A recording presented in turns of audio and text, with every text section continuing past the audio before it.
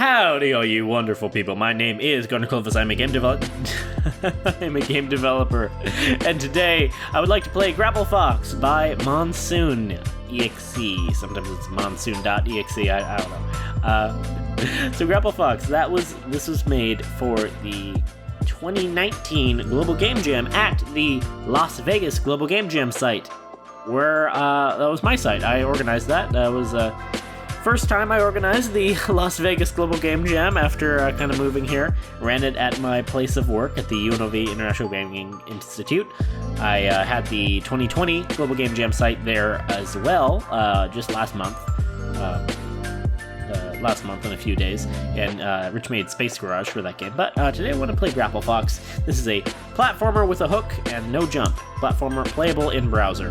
Rich has made all of his games playable in browser now, which is awesome. If your game is playable in browser, it makes me want to play it a lot more. It makes it a lot easier for me to do with, especially for these videos.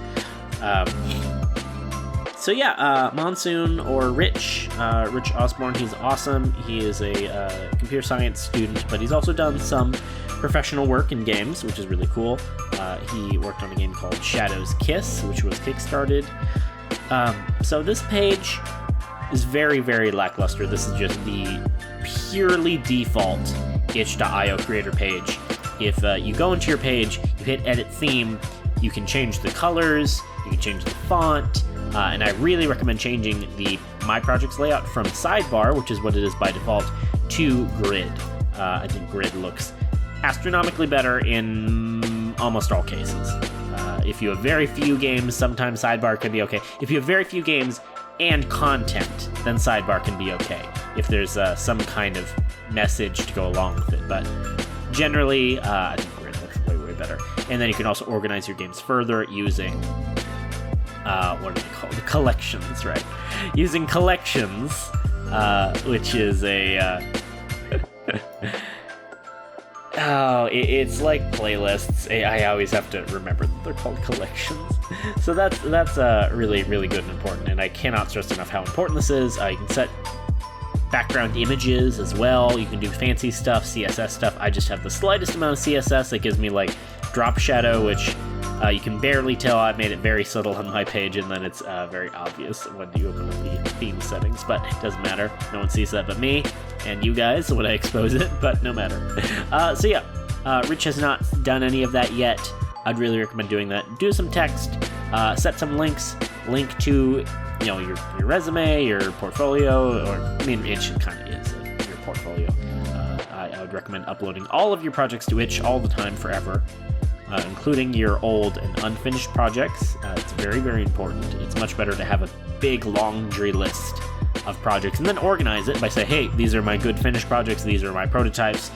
It looks way better. It looks way, way better. So I recommend doing that, changing up the color scheme. Go to colors.co, get a color scheme, or just find another one.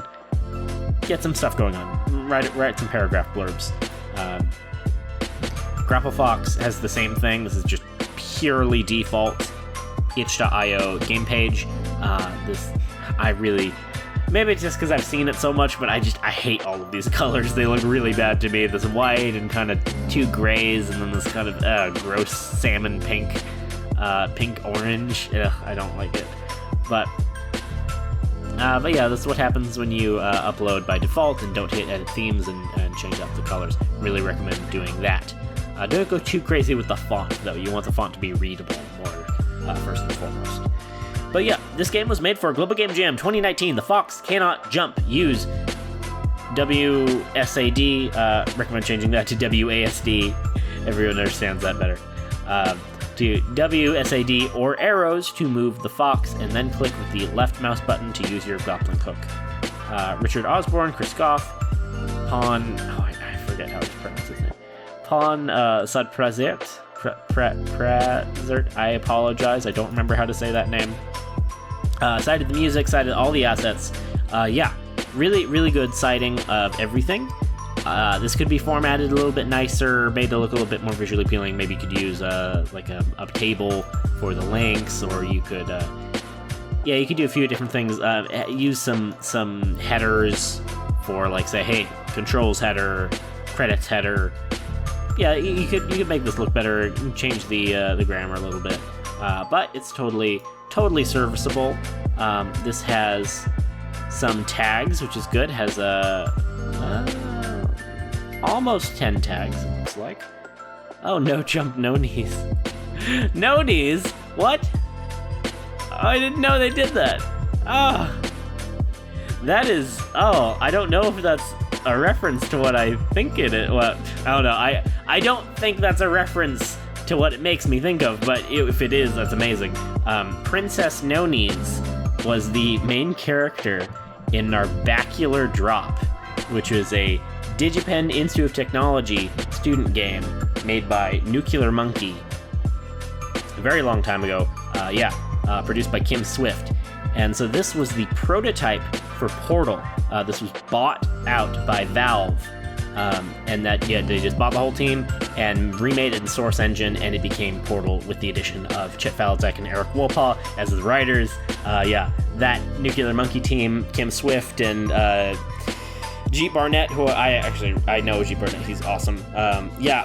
Amazing team. They remade it in Source, and then it became Portal. They did all the awesome game design and level design and programming, whereas Jet Falzek and Eric Wolpaw came in and did all the funny writing to make Gladys as we know her.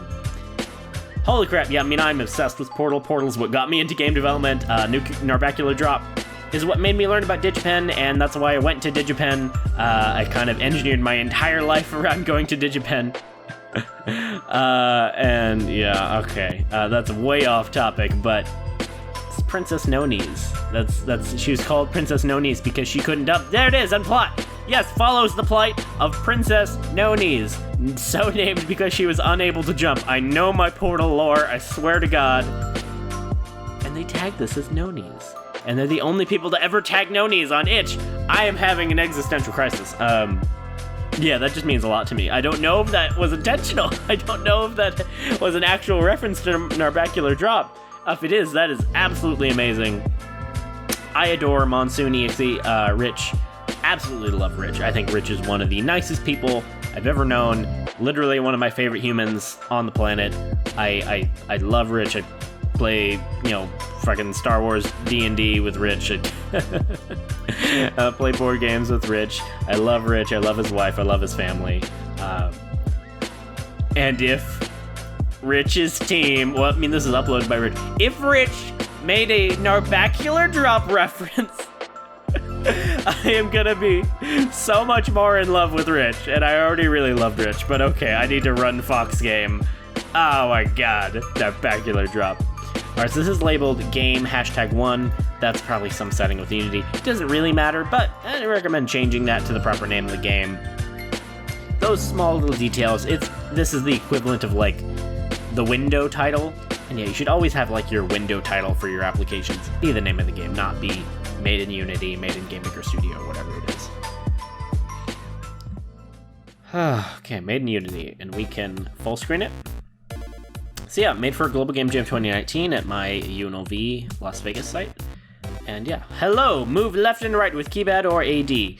Always good to have your commands, your controls be stated outright in the game text. Help the fox find his way back home. Defeat the enemy with your attack using the right mouse button. So there, I kind of wanted to read the text, but the enemy was encroaching, so I wanted to run away from him, and then I couldn't read the text. So that kind of stuff happens. And the left mouse button will extend your grappling hook. So this is a really... Whoa, okay, sorry. Chugged for just a second. This is a really good kind of tutorial.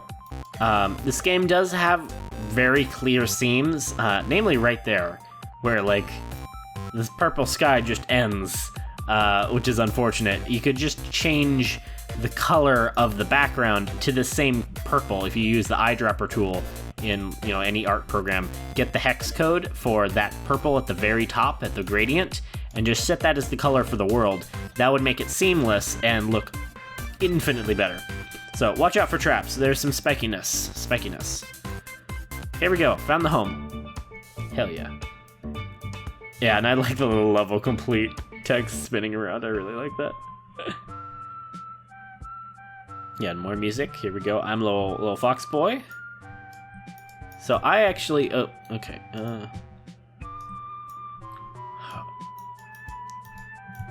Some people really struggle with this game. I've never really struggled with this game. I can just kind of use the grappling hook and get wherever I want to go, I feel like. So yeah, movement, collision, a little buggy, because it's using kind of Unity physics, and that's always going to be kind of inherent without a lot of additional work. So yeah, it has these checkpoints. They change from O to X when I cross them, and it is, well actually, wait, what? Oh, actually that might be an issue. I probably won't bug out, but yeah, it seems like I've activated both of those at the same time or something. I don't really understand. Here is my favorite part of this game. Love this bear. Oh my god, I love the little 3D bear. I adore him. Yeah, there's a type of game... Oh geez, there's little rat boys. There's a specific type of game, and I don't remember what it's called. It's the same kind of thing that Getting Over It with Bennett Foddy was, and Bennett Foddy talks about it in that game. It's where it's using a bunch of different assets that have completely different art styles. It makes a big visual clash, but it doesn't mean it's bad. It makes its own art style by the fact that it's different, and can be very, very powerful. If you recall, in Undertale has a few different art styles going into it, but it's very consistent until the end, which I won't spoil, really. I mean, that's the neutral ending. It's really not much of a spoiler, but the art style changes significantly for the kind of final boss in the default run, and it's using like kind of Photoshop, where most of the game had been very monochromatic and like pixel art, and then it gets like this very textured, detailed Photoshop art, and it's incredibly jarring and incredibly powerful when that happens. And so yeah, don't be afraid to use art with different conflicting art styles. So that is the end of the game. It's just those 3 levels as a pretty simple, short jam game, and then I can just kind of rush through it again.